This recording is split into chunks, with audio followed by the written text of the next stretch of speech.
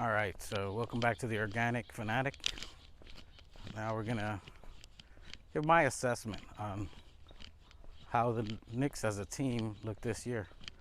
In the off season, it's a bit crazy for us, so we were going between did we do good, did we do bad, staying packed as we are, should we have gone for Donovan Mitchell? For me, the Donovan Mitchell, I think if it was attainable, I think that would have been a great opportunity. However, what is the asking price? Right now we're at the total peak of the asking price.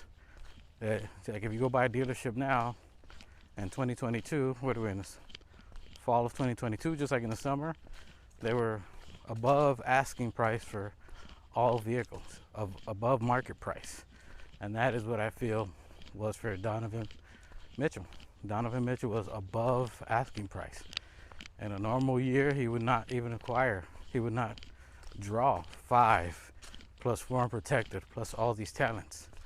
I think he's a phenomenal talent. I think he's all-star, 3-time all-star. I think he would have been a great asset regardless of the defensive lacking ability, as they would say. We would be small in the front court.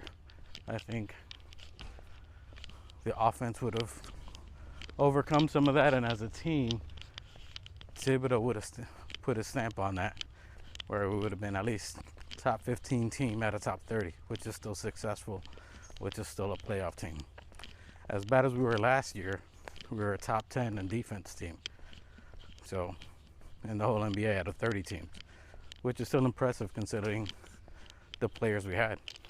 So, I think that would have been a good pickup. I do think the asking price was way too high. Way. Capital W-A-Y. Way too much. I think he would understand that. And I think long term, if we're able to grab him, that's fine. But you don't want to empty out your cupboards for every storm.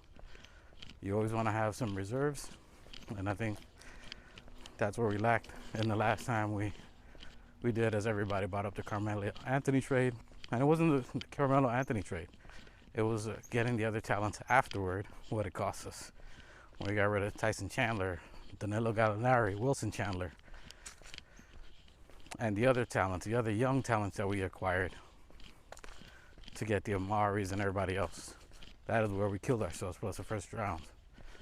So that is where we are. We would have been hurting all over again.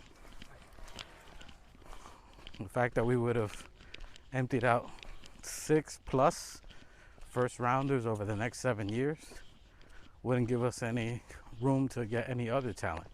That means whatever we would have, whether it's Jalen Brunson, Donovan Mitchell, and whoever else we had, we would have been very limited, and that would have been our team going forward. And that's what we would have been stuck with as we were in the 90s, with whatever talent we had, relying on just John Starks and not having any additional firepower. Losing the youths like IQ, Quentin Grimes, where we have all those assets now. We have them now. We can see what they do. We can see what they can get done. And now we still have flexibility and opportunity to go and get new talent. There's a lot of rumors going around in Phoenix. People may want to depart. Is Devin Booker better than what Donovan Mitchell could have brought? Are they equivalent in offense? Both all-stars. He's taller. Could he help more in defense? Are there other assets or people that we could acquire? And those are the things we got to start looking for and asking.